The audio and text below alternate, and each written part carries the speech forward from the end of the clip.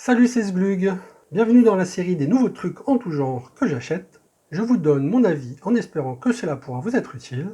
Merci à ceux qui sont abonnés. Pour ceux qui hésitent, je vous rappelle que c'est totalement gratuit. Voilà un kit pour débuter la soudure. Alors il y a un fer avec réglage de température.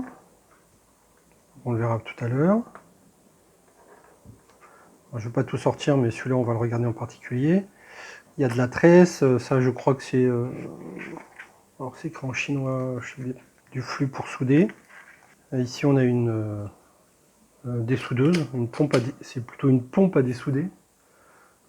Donc voilà, on chauffe quelque chose ici, on l'arme comme ça, et puis une fois que c'est chauffé, on pose dessus et on appuie, tac, ça dessoude. Ça aspire la soudure à l'intérieur, et puis après il faut vider de temps en temps le compartiment. Là il y a un petit cutter avec voilà, une lame en métal. Il y a une pince, c'est à peu près la même que j'ai eue, voire la même que j'ai acheté pour l'imprimante. Bon, ça m'en fera une de plus, c'est très bien. Du coup, faites attention, le bord est extrêmement pointu. D'ailleurs, il a endommagé la housse pendant le transport. Ça, c'est censé être un dénudeur. Donc on met le fil dedans dans les petits trous, comme ça là dedans, et puis on appuie sur cette partie-là. Bon, moi j'ai jamais réussi à rien dénuder avec un truc comme ça, mais bon, celui-là je me doutais que ça marcherait pas. Bon, il y a un petit pinceau, voilà, ok. Alors, les petites pinces pour attraper les composants, ça c'est plutôt pas mal.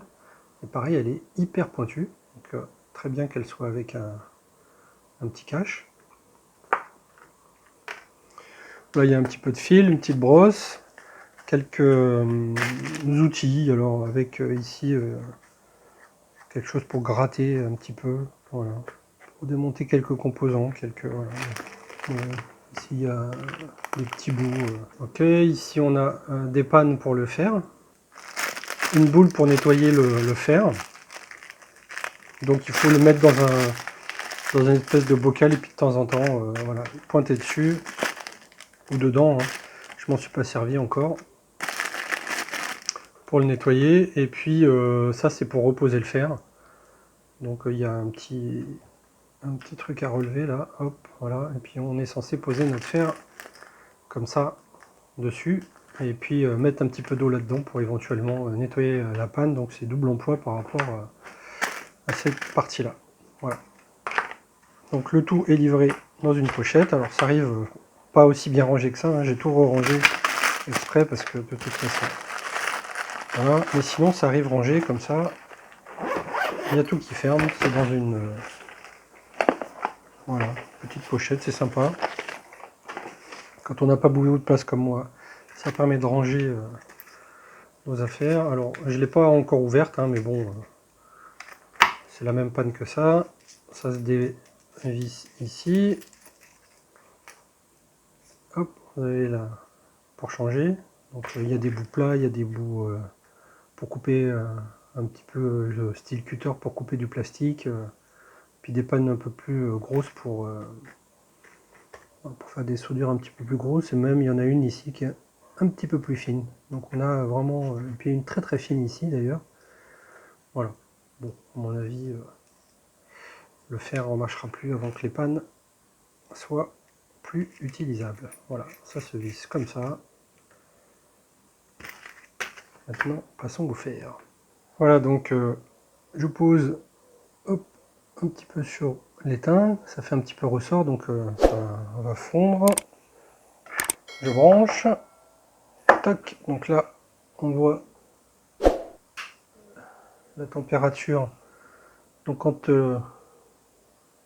ça clignote, c'est que c'est en train de chauffer. Donc là il demande 350 degrés. Voilà, et là il est déjà prêt. Donc il chauffe déjà super vite. Donc là on est déjà prêt en fait à souder. Il y a un bouton pour augmenter un petit peu, donc en restant appuyé, voilà, ça monte et ça monte jusqu'à 480. Le petit C de température, il clignote pour indiquer que la température qui est affichée n'est pas encore atteinte.